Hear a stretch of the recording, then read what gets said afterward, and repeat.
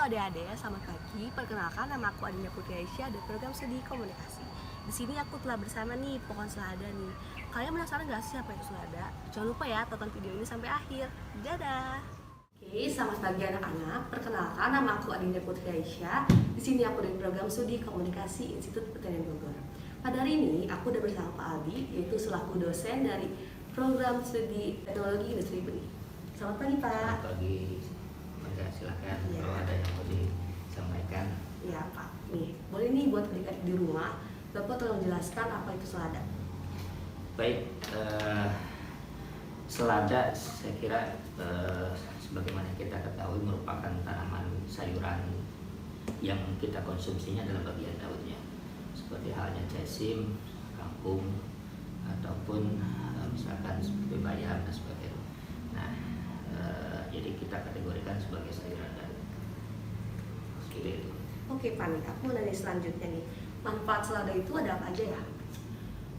Kalau manfaat secara spesifik tadi sudah saya sampaikan sebagai sayuran daun ya, yang kita konsumsi untuk nanti bisa dimanfaatkan kandungannya, baik itu vitamin, mineral maupun lainnya ya, vitamin E, vitamin A dan vitamin C barangkali akan jauh lebih banyak di sayuran daun. Saya kira seperti itu. Untuk manfaat lain saya kira bisa di cross check saja ke literatur barangkali ya, apakah nanti bisa sebagai buffer untuk polusi udara misalkan, seperti itu saya kira memungkinkan ya. Silakan. Oke Pak, pertanyaan selanjutnya nih, bagaimana sih cara menanam selada yang baik juga benar? Baik, untuk menanam selada tadi paling tidak yang perlu kita perhatikan nanti apakah tujuan pengusahaannya untuk komersil. Misalkan kalau komersil jelas kita harus sudah mulai memikirkan teknologi di situ. Hidroponik adalah pilihan yang bisa menjadi pilihan utama ya untuk komersialisasi di tanaman selada ini.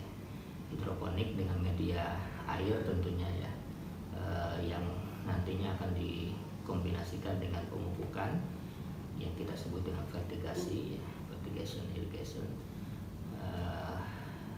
akan sedemikian rupa diatur ya, dengan teknik, bisa itu NFT nantinya di hidroponik ya, bisa itu dengan teknologi rakit apung barangkali kalau itu hidroponik.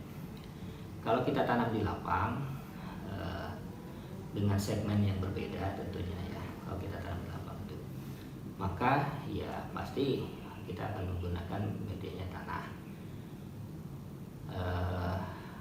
Yang kita harus pilih adalah tanah-tanah jenis yang bahan organiknya tinggi, kemudian sedikit gembur ya, sudah diolah sedemikian rupa tanahnya sehingga memungkinkan pertumbuhan selada ini menjadi baik. Kemudian jangan lupa memang harus diberikan pupuk, ditambahkan pupuk karena kita menggunakannya ya, kita menanamnya di lapang. Jadi pastikan kita mengaplikasikan pupuk organik tambahan, pupuk kandang atau apapun itu. Kemudian pada saat setelah ditanam itu bisa langsung diaplikasikan pupuk tambahan untuk misalkan urea, KCl seperti tanam dan sebagainya. Nah bisa juga kita aplikasikan ya, kita tanam selada itu ya di pot kecil atau polybag. Ya, ini kalau skala rumahan biasanya seperti itu.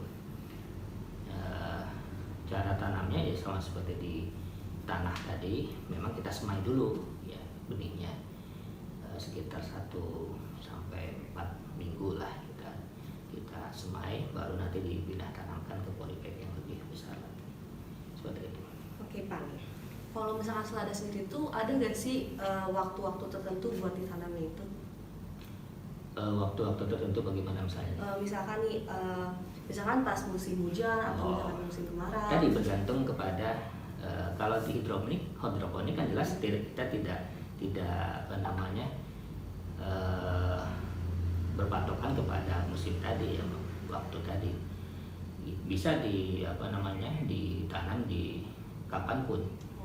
Tapi begitu di lahan pastikan biasanya untuk penanaman sayuran daun itu di penghujung musim hujan, ya, atau menjelang musim kemarau, atau kalau memang itu siklusnya bisa sampai 3 kali, ya berarti bisa dimulai dari awal. Sebaliknya di awal musim hujan, di penghujung musim kemarau, karena kan cukup pendek ya, dan bisa siklusnya berlanjut dalam 1 tahun itu berapa kali ditanam.